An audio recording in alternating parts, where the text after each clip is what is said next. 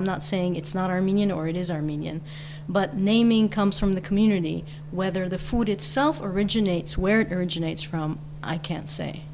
Does the spices make difference?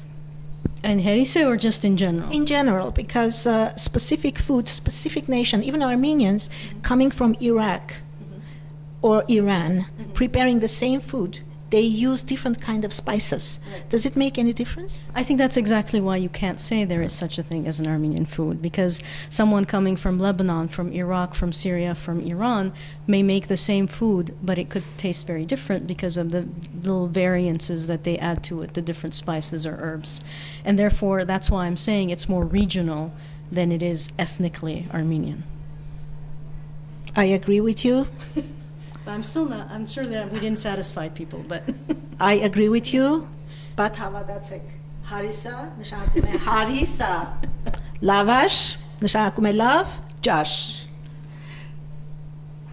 Տոլմա, I won't argue with it, նշանակում է լցնել, կամ սարմա նշանակում է փաթաթել, բայց կան կերակրատեսակներ խոշավ. In any other language I don't know this word, which is boiled dried fruit. Very Armenian word. But thank you. Thank you very much. Ալիդայի մասին եմ ուզում խոսել, որը հիանալի կերպով դարձյալ մեր հաղորդումներից մեկին ներկա էր, սննդաբան եւ շատ լավ կերպով ներկայացրեց կոնֆերանսի օրը։ Եվ ի վերջո Արլին Ավակյանի մասին, դարձյալ դասախոս Բոստոնից, ինչ էր քո կարծիքը։ Արլինինը շատ հետաքրքիր էր, որովհետեւ իր գիտահետազոտական աշխատանքը, իր այսպես ասած խումբը ֆեմինիստական research-ի ուղղություն ուներ, բայց ինքը կապում էր ֆեմինիստական identity հարցերը տրադիցիոն կերակրատեսակների հետ ու շատ հետաքրքիր էր կապը, որ չնայած իր խումբը շատ բազմազան էր, ասենք տարբեր սոցիալական խմբերից ընտրված կանայք էին իր գիտահետազոտական աշխատանքի անդամները, բայց ինչն էր հետաքրքիր, որ սենց կարմիր գծի պես անցնում էր, որ բոլորի համար ինչքան կարևոր էր, այսինք իրենց որպես հայ ձևավորվելու մեջ իրենց ասենք տրադիցիոն կերակրատեսակներ պատրաստելը, որոշները իրենց մայրիկների հետ, որոշները մեծ մամաների հետ, որոշները ժամանակ էր պետք, որ հայտնաբերեին, թե ինչ արժեք ուներ իրենց համար, ասենք բոլորը չէր, որ տանը կերակուրներ էին պատրաստում, այդ թվում ինքը Արլինը ասում էր որպես ֆեմինիստ, որպես գիտնական, ես ինքս խոհանոցի անձնավորություն չեմ։ Զարմանալիորեն մեկ օր առաջ հանդիպել էի Արլին Ավակյանի հետ, հայկական ռեստորանում, հայկական ճաշերի շուրջ, եւ նա բոլոր կերակրատեսակների անունները գիտեր եւ բոլոր կերակուրներին ծանոթ էր, թեև հայերեն նույնիսկ չի խոսում։ Ինչպես ասացի, մեր ինտերվյուները այս անձնավորությունների հետ առնչություն չուներ այդ օրվա կոնֆերանսի հետ, լսենք Արլին Ավակյանի հետ ունեցած մեր փոքրիկ հարցազրույցը։ Ուզում եմ ներկայացնել մեր կոնֆերանսի հյուրերից մեկ ուրիշին, Dr. Արլին Ավակյանին, եւ շատ գեղեցիկ middle name ուներ, Ոսկի. That's a beautiful name, by the way. As much as she has a beautiful Armenian name, but I'm sure she feels very sorry that she doesn't speak Armenian. But we have... Sometimes I do. But that's a very, very cute, beautiful middle name, Ոսկի. My father's mother's name. Father's mother's name. Very nice name. I was very touched when I saw it because it's an old name and I never seen it for a long time. So ներկայացնեմ իրեն, որ Massachusetts-ի համալսարանի Amherst համալսարանի դասախոսներից է եղել եւ նա այս տարի արդեն retire է եղած։ Հետաքրքիրը այսօրվա իր խոսակցության ընդհանրապես իր անձի նկատմամբ այն էր, որ նա հիմնադիրն է եղել հայկական կանանց շարժման feminist շարժման հիմնադիրներից է, բազում գրքերի հեղինակ եւ գրքերից մեկը, որ գրել է Lion Women's Legacy, առաջին կին գրողն է, որ ունի մեմուարներ գրված, ուրեմն հայկական ջենոսայդի մասին։ Եվ հիմնականում իր նպատակն է genocide-ից մնացած, ցեղասպանությունից մնացած էֆեկտների մասին հետաքրքրվել է այսօր։ Եվ կարծում եմ, որ ինքը այդ նյութի մասին էլ պետք է ուզի խոսել։ I want you to tell the audience about yourself a little bit.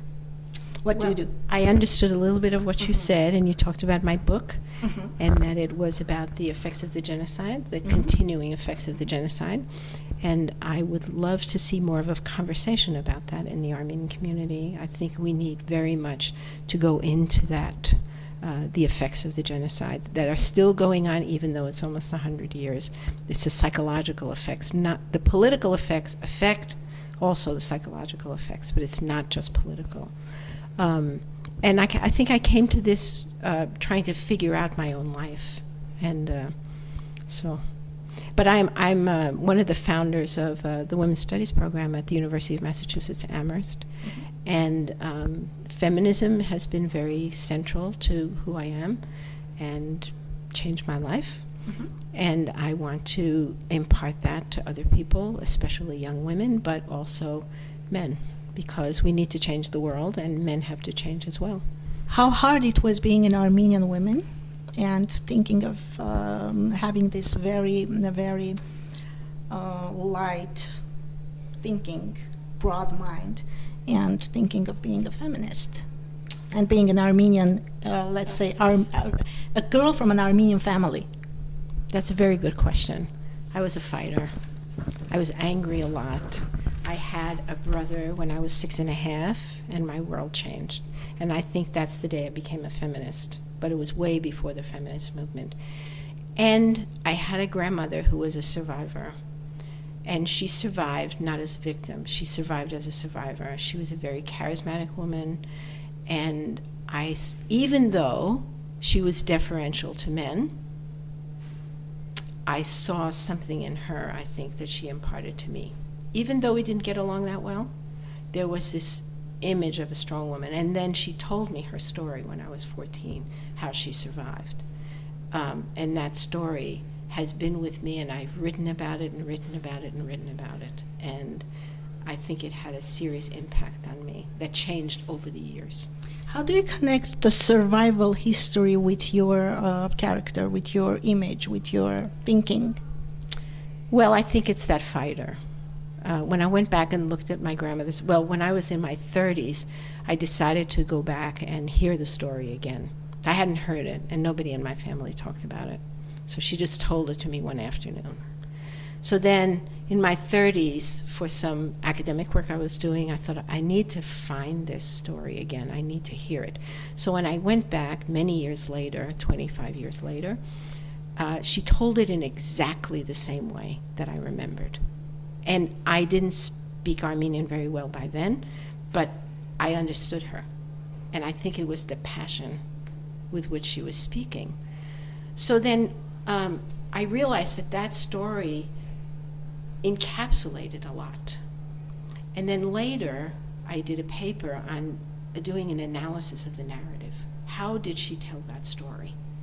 And she told it as a survivor. She told it with agency. She told it, I stood up to the Turks. I did this. I saved myself. As a survivor. I. It was all, I did this with agency. And I think that's why I don't think for her the effects of the genocide were as massive as people who didn't have a sense of the agency. But she was also very lucky. Let's be clear. There were other people who had that agency who weren't that lucky. She was lucky she was from Kastamoni. She wasn't, sent way to the east, and they did take her son. She had my grandfather had a friend who was who was in an important position in Kastamoni. She managed to get back to him, get the family back. So, she had luck on her side, but she also had this very strong spirit. Is this your Voski grandma? No. This is the Voski is the Barska High grandma. This grandma was named Elmas. Elmas. Well, again, diamonds and gold, Diamonds and gold. That's very meaningful. Right. Yesterday, when we were talking to each other, there was something very interesting which I started thinking the whole night yesterday at the evening. I was thinking about it. Remember when I was saying my mom's first language was English? My first language was Armenian. And until today, we speak Armenian, but she thinks English, and I think Armenian. And as an American Armenian woman, we're born here and raised here, and Armenian American, as you call yourself. What do you think? How does the language make a difference in thinking? Well, unfortunately, I am monolingual. I don't speak any other languages. I don't know how it feels to speak in another language. So I'm not a good person to answer that question. Do you feel sorry? You know, in my life now, not so much, because I'm not in an Armenian context. As I said in my talk, I'm a very strong feminist. I have very progressive politics. It's very hard for me to be in an Armenian community. I did some work with the Zorian Institute years ago, and that was good, but I'm just not in an Armenian context, so I don't know, If anything comes up in Armenia, let's say they need your need, they have your need, would you just go there and help them? It depends on what that need is and what skills I have. If I could be of use, and it was something I believed in, I would. Yeah, it's more like believing in it than anything else. Yeah. which is I wouldn't true. just do anything Which is because true. they're Armenians. Which and is true. That's kind of a missionary relationship that I don't want to have anything to do with. Another thing, which is, let's wrap up, since it was about the food, do you cook Armenian food? I cook all kinds of food. I love Middle Eastern food. I don't know whether it's Turkish, Armenian. I grew up, my father was Barskahai, my mother's Turkish, Armenian, so the food was very different. Not very different, but it was different. You always knew. The pilaf was different when... The Barskahai's pilav, I know that. It's the best. It's the best. It's the best. Because, and this is what's interesting about food, because Persians make the best rice, I think, anywhere. So the Persian Armenians learned it from the Persians, So I love to cook. But again, I would not love to cook if I was expected to cook every single night. But you love Armenian food. I love Armenian food. What's your favorite I Armenian love food? manti. I never make it because it's That's too hard to funny. make. And I had it in Turkey, and I didn't like it. I like the way we make it, baking it with the butter and everything, and having it in soup or just with matsun. I love that. And I love lahmacun. Whoever made it, I love it. Anything else you would like to add? No, it's wonderful to be here. It was a really wonderful conference. And I have to say I was a little nervous coming into the heart of the Armenian community in Southern California, but I think people liked my talk, and I'm very glad to be here. That was very good. I personally enjoyed it. It was very nice. I had the chance to enjoy you yesterday too. Yes, so me too. It was wonderful. I'm glad I know you personally. I do too. And thanks for coming. You're welcome. I hope we see each other again. Thank you. All right. AGBU հայկին մասնաճյուղի եթերից բարի գիշեր ձեզ սիրելի հեռուստադիտողներ, մինչ նոր հանդիպում։ Ստեսություն։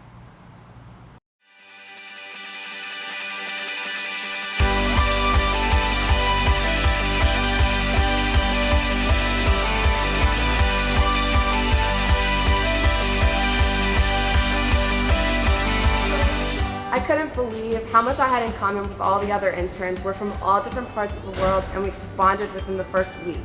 It was amazing. We all have the same desire to succeed in our careers and be a huge part in our local communities. Taking an internship in Moscow was a once-in-a-lifetime opportunity. Not only did I stand out in the job market, but it gave me a perspective that I never had. You might not realize this at the start of the summer, but not only will you learn a lot, but you'll have such a great time. It's been the best summer of my life.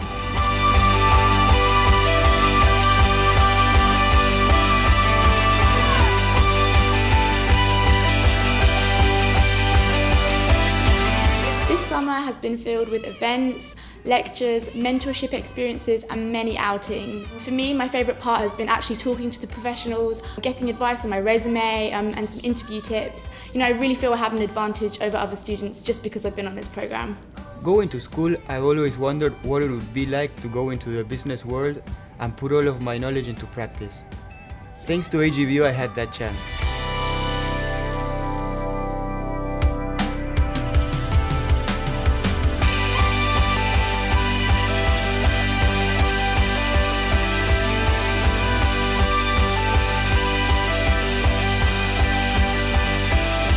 One big benefit of my summer in Yerevan was that I connected with my homeland. Discovering the sights and seeing the people, I got a chance to see the daily life of an Armenian my age living in the city. I came into the program alone, but I know that I am leaving with a network of friends. And as we evolve in our professional careers, I know that we will be a professional network, which is an extra bonus.